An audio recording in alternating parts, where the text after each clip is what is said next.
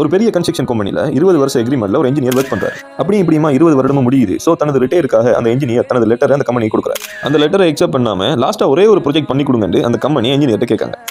இல்லை 20 வருடம் நான் உழைச்சிட்டேன், இதை வேற யாராச்சும் கொடுங்க, எனக்கு ரிட்டைர்மெண்ட் தாங்கன்னு சொல்லி அந்த இன்ஜினியர் கேட்காரு. பட் அந்த கம்பெனியும் அதுக்கு மறுத்து, இல்லை எவ்வளவு காலம் எவ்வளவு ரூபானாலும் நீங்க எடுத்துக்கொள்ளுங்க, அவசரம் இல்லை, பட் இந்த ப்ராஜெக்ட்டை நீங்க தான் செஞ்சு தரணும்னு சொல்லி அவர்கிட்ட கேட்காங்க. வேற வழியே இல்லாம அவரும் ஒத்துக்கிறாரு. லாஸ்ட் டைம்ல நாம போற காலத்திலேயே நம்மள இப்படி வேலை வாங்குறாங்களேங்கிற ஒரு மன வளைச்சல்ல ஒரு விருப்பம் இல்லாம ஏனோ தானோன்னு சொல்லி அவசரமா அந்த ப்ராஜெக்ட்டை முடிச்சு கொடுக்குறாரு.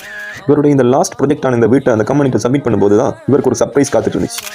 அந்த வீட்டை அப்படியே அந்த கம்பெனி அந்த இன்ஜினியர் கையில் கொடுத்து, இது ரிட்டைர்மெண்ட் கிஃப்ட், இத்தனை வருடம் நீங்க எங்க கம்பெனிக்கு கஷ்டப்பட்டு உழைச்சி தந்ததுக்கு நாங்க தார அன்பு பரிசுன்னு அவர் கையிலேயே அந்த வீட்டை அவர் கை கொடுத்துட்டாங்க. ஒரு நிமிடம் திரும்பி அந்த வீட்டை பார்த்து அந்த இன்ஜினியர், இது எனக்கான வீடுன்னு தெரிஞ்சிருந்தா பார்த்து அழகா கட்டியிருப்பேன் கை செய்யப்பட்டார்.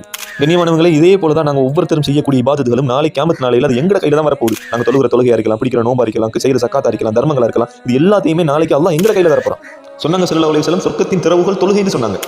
நாளை கியாமத் நாளையில அல்லாஹ் அதை எங்க கையில தூக்கி தரும்போது, இது எனக்கான தொழுகைன்னு தெரிஞ்சிருந்தா நான் பார்த்து அழகா தொழுதிருப்பேன்னு நாங்களும் கை செய்தப்படாம எங்களை தொழுகைகளையும் எங்களை இபாதத்துகளையும் நாங்கள் அழகாக ஆக்கிறதுக்கு எங்கள் அனைவருக்கும் அல்லாஹ் அருள் புரிவானாக.